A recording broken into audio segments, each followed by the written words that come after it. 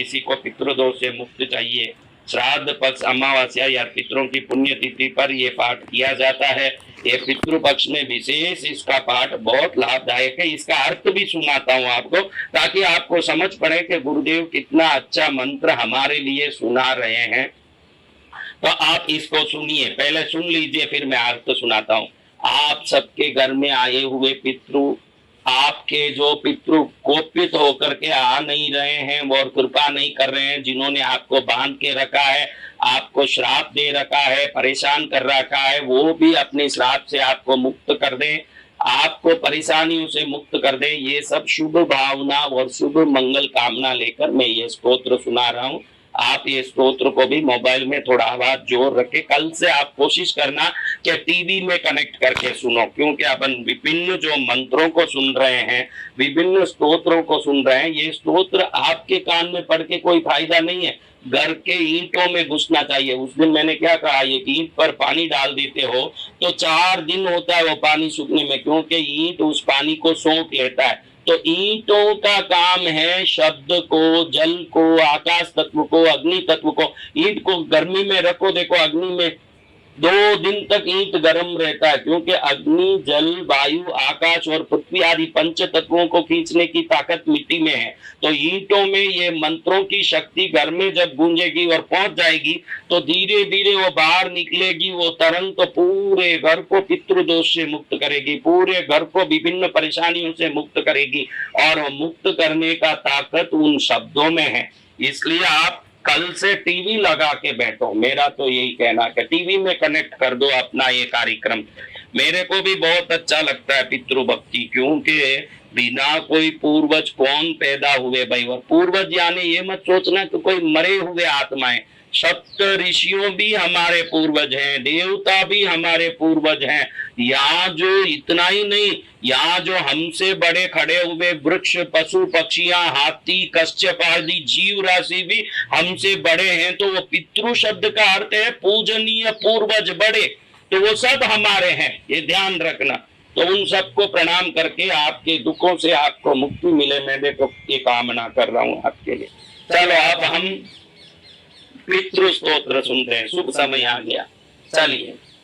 अर्चितानां मूर्तानां पितॄणां दीप्ततेजसां नमस्यामि सदा तेषां ध्यानिनां दिव्यचक्षुषाम् इन्द्रादीनां च नेतारो दक्षमारीचयोस्तथा सप्तऋषीणां तथान्येषां तान् नमस्यामि कामदान् मन्वादीनां मुनीन्द्राणां सूर्यचन्द्रमसोस्तथा तान् नमस्याम्यहं सर्वान् पितॄनक्षद्वावपि नक्षत्राणां ग्रहाणां च वायव्यग्न्योर्नवस्तथा द्यावा पृथ्व्योऽभ्योश्च तथा नमस्यामि कृताञ्जलि देवर्षीणां जनितृं च सर्वलोक नमस्कृतान् अक्षयस्य सदा धातृन्नमस्येऽहं कृताञ्जलि प्रजापते कश्यपाय सोमाय वरुणाय च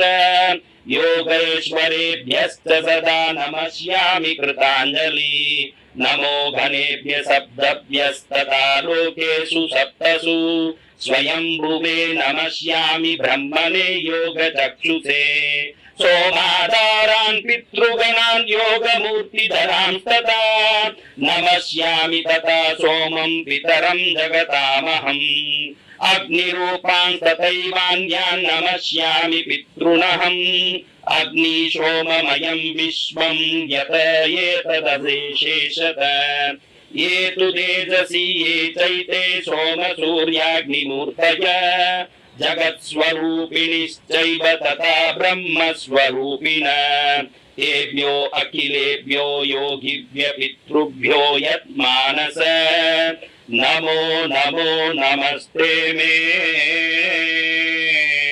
प्रसीदन्तु स्वधा भुज। कितना सुंदर श्लोक। अब इसका अर्थ सुनोगे तो इतना सुंदर लगेगा, हर एक बोलेगा कि रोज मैं सुनूंगा, क्योंकि इसको सुनने के बाद कोई नहीं बचता। आप देखो, जो सबके द्वारा पूजित, अमूर्त, अत्यंत तेजस्वी, ध्यानी, तथा दिव्य दृष्टि संपन्न है, उन पितरों को मैं सदा नमस्कार करता हूँ। जो इंद्र आदि देवता, दक्ष, मारीच, सप्त ऋषियों तथा दूसरों के भी नेता हैं, कामना की पूर्ति करने वाले उन पितरों को मैं प्रणाम करता हूँ।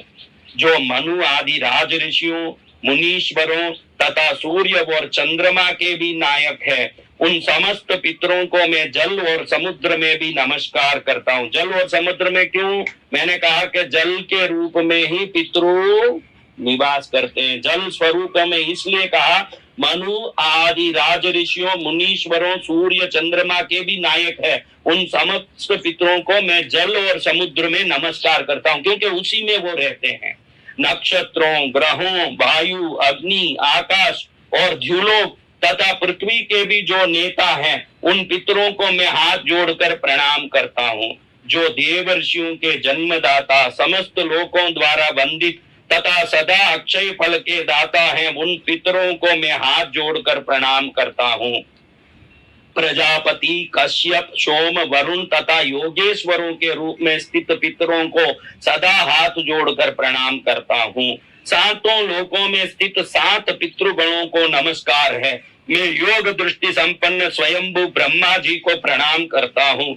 चंद्रमा के आधार पर प्रतिष्ठित तथा योग मूर्तिधारी पितृगणों को मैं प्रणाम करता हूँ। साथ ही संपूर्ण जगत के पिता सोम को मैं नमस्कार करता हूँ। अग्नि स्वरूप अन्य पितरों को मैं प्रणाम करता हूँ, क्योंकि ये संपूर्ण जगत अग्नि और सोममय है। जो पितर तेज में स्थित है, जो ये चंद्रमा, सूर्य और अग्नि के रूप में दृष्टि गोचर होते हैं, तथा जो जगत स्वरूप एवं ब्रह्म स्वरूप है, उन संपूर्ण योगी पितरों को मैं एकाग्र चित्त होकर प्रणाम करता हूँ। सभी पितरों को बारंबार नमस्कार है। वे स्वदा भोजी पितर मुझ पर प्रसन्न हो। सदा भोजी यानी मैंने कहा पहले ही स्वदा स्तोत्र में कि ब्रह्मलोक में ब्रह्म देवता स्वदा देवी की स्तुति कर रहे थे। उस समय अचानक उनकी स्तुति से प्रसन्न होकर स्वदा देवी ब्रह्मलोक में ब्रह्मा के सामने प्रकट हुई, तो ब्रह्म देवता ने स्वदा देवी को पितरों को सुपुर्द करके कहा कि आज से जो आपके लिए जो भोज मिलेगा, जो यज्ञ होगा, उसमें स्वदा कहा जाएगा। वो स्वदा की शक्ति से ही आपको अन्न मिलेगा, जल मिलेगा, तृप्ति मिलेगा। इसलिए इसमें लिखा है पितरों को बारंबार नमस्कार है। वे स्वदा भोजी पितृ मुझ पर प्रसन्न हो। स्वदा भोजी यानी स्वदा देवी के द्वारा भोजन प्राप्त करने वाले। होम में भी स्वदा कही जाती है अंत में, और श्राद्ध में भी स्वदा कही जाती है। ऐसे स्वदा भोजी पितृ मुझ पर प्रसन्न हो। हमारे घर में किसी भी जाने अनजाने में पितृदोष लगा हो, जिसमें शरीर में रोग के कारण घर के सदस्य कोई परेशान हो या खुद परेशान हो, कोई उधारी के कारण, धन की कोई आर्थिक समस्या के कारण परेशान हो, कमाया हुआ टिक नहीं रहा हो, या कमाया हुआ किसी गलत कामों में ही सदा खर्च होता हो, रोग में, हॉस्पिटल में, जेल में, कोर्ट में, पुलिस में, विभिन्न लफड़ों में खर्च हो रहा हो, तो ये सब पितृदोष का लक्षण है।